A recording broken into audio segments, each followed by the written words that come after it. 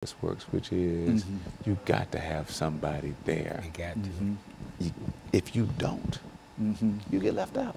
That's what Brenda said all the time. Yeah. She say that all the time, that somebody's got to be there. Joe Armstrong uses this phrase, you may have heard it before. He said, if you're not at the table, you're going to be on the menu. You be at the table on the menu. That's right. On the menu. At the table. Okay. Yeah. And so we got 10 minutes. This is our last 10 minutes here. And so now, anything special you want to? He mentioned about the bill, the decriminalization of for small amounts of marijuana possession. Okay. Talk about that. See, folks don't realize how important it is, because a small amount, half ounce or less, could be granules, could be seeds, but your third arrest was going to be a felony. College students were losing their scholarships. And then you putting folks in, so you're taking a kid who's not a hardened criminal, you put him in prison, and make him a, what is he going to come out like? That's right, absolutely. Okay, well, so whatever y'all want to talk about now. Yeah, we can. Yeah, I would like I said, I was. You want to talk about that, Representative? Sure. The impact that it has in the community in terms because of some of the sentences. Sentencing was not fair. Yeah, well, let's talk about talk about how you the fairness marijuana of possession was a higher penalized crime than cocaine possession. Well, that's what we'll do. We'll talk about the process of sentencing, and then we'll let you do it from however you want to do it. Okay? It's 10 minutes, and we'll start off with you and you, Representative Love.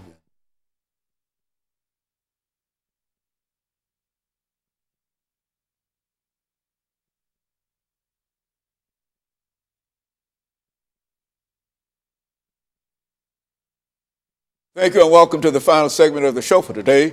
We're talking to Pastor Walker and Representative Love in reference to the criminal justice system in the state of Tennessee.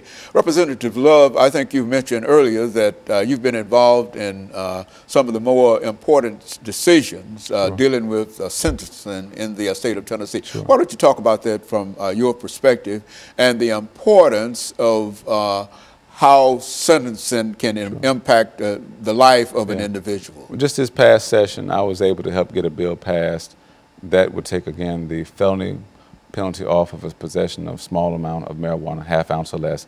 Also, I was able to get legislation passed that would increase the value of property stolen to be expunged off your record. The amount stopped at around $900. The governor was going to increase the amount to $2,500 for an E-class felony, but there was no provision to have that amount also expunged.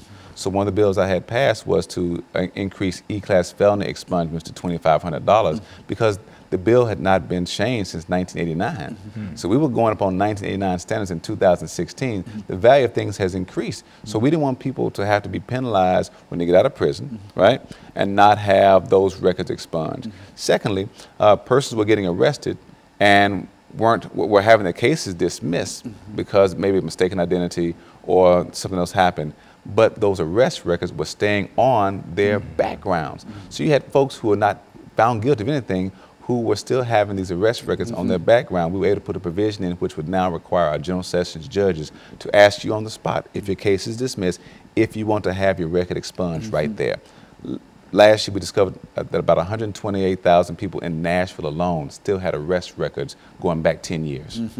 And without any, and that arrest record would have some impact upon them whenever they went out to get a job or whatever. Because you apply for a job or a home loan and you're not someone who has served time in jail, so you're not thinking you have an arrest record. So when asked is there anything in your background, you say, well, no, of course not. Then they run a background check and see this arrest record. They say, well, hold on. You were arrested back in 2012. Yeah, but that case was dismissed. Well, right here it says it's still in the books. So we want to allow folks to have the chance to keep on with their life without these arrest records being on the background.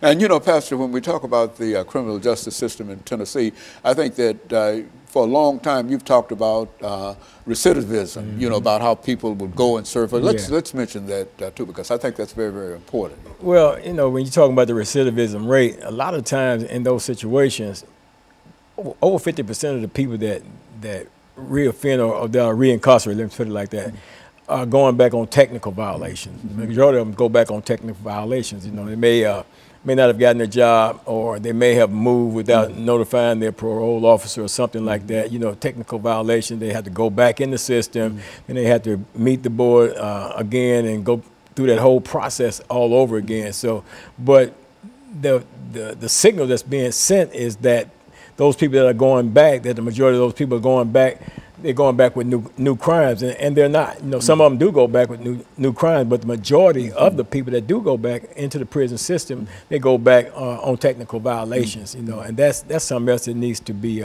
looked at. You know, people need to understand. In other words, they need to understand that. Another thing I would like to see in terms of some legislation that could be introduced and possibly passed is that, you know, when an individual has been charged with a crime, you know, committed a crime, and let me say this: when I got charged with my crimes and when I committed my crime, got charged with my crime, went through the judicial system and was incarcerated, I was guilty. I did it. You know what I'm saying? And no doubt about it, I did it. But now here it is. I'm coming up on August 24th of this year. I'm coming up on 30 years. You know, crime free. You know, crime free, drug free, and all of that. You know, I don't even smoke cigarettes. You know, and it should be something that says, you know, why do I still have to have a criminal record when for the past 30 years, you know, I've been a productive citizen? There's no way to have that taken off your record. Absolutely. You know, unless you can go through a process, a clemency process would be an option right there, and in hopes that the governor, you know, would do that. And that's something I plan to do, not under this governor here, but I do plan to pursue that. And so, Representative Love, when you look at incarceration, I think that the president has done quite a bit in terms of trying to deal with overcrowded and et cetera, et cetera. What about the state of Tennessee? Do we need to do anything? We do. Let's talk about what we do. And I would say we also need to take a page from the state of Virginia, where the governor just exonerated about 200,000 people to give them a chance to get their voting rights restored. There's an unfairness, as far as I'm concerned, when we still tax persons who are out of prison with sales tax, property tax, income tax, but we haven't restored their right to vote. I think that there needs to be a more simple process to getting voter rights restored. Like Pastor Walker saying, there ought to be an opportunity for him to have his record expunged. The problem is, every year we have to add a new felony to the list of things expunged, and so it's a process every year just to add that thing to it. And so I'd be more than happy to talk to Pastor Walker later on about how we might look at other crimes and also the time frame and which felonies we can't add to the list. I believe that there should be a place in our society where people who have demonstrated that they are rehabilitated and living a better life than the one that they lived prior to going to prison, that they should be encouraged again to do what is right. Otherwise, one will ask the question, you know, why should I continue to do what's right when you're going to still treat me like I'm a criminal, still treat me like I'm in prison? You're going to restrict where I can live, restrict where I can work, restrict my right to vote. Those things should not be consistent with the country that we live in, which talks about giving every one man, one vote, no taxation without representation. Those are fundamental principles on which this country was founded. We got to go back to, if we say we want to take our country back, let's take our country back to the place where we give folks the right to vote and don't penalize them because they're not homeowners. And go back to that place. We need to get to a place where even those who may be homeless should still be the right to vote because they're still engaged in the process of buying items and paying taxes on them. They still need representation. So we got to get beyond this place of restricting the right to vote. We should encourage more folks to engage in the process. And I think that's been one of the activities that many southern state legislatures have been involved in, trying to reduce the number of individuals that are able to vote. We restrict college students in Tennessee who don't have a Tennessee identification, a Tennessee driver's license. They can't vote in Tennessee.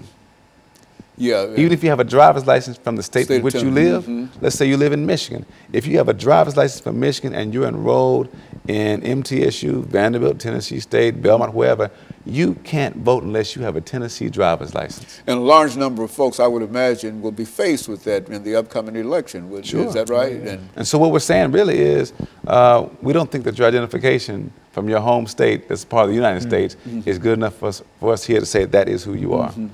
Well, I think that that has been really something to reduce the number of people who That seems to be something that voter suppression is what we call it. Something that the state of Tennessee has been involved in. I hate to say it like that, and especially hate to say it to you, but it does appear to be that that's one of the things that the legislature seems to be more interested in, and then getting folks to come out and participate. It's more there's more interest to keep them from participating.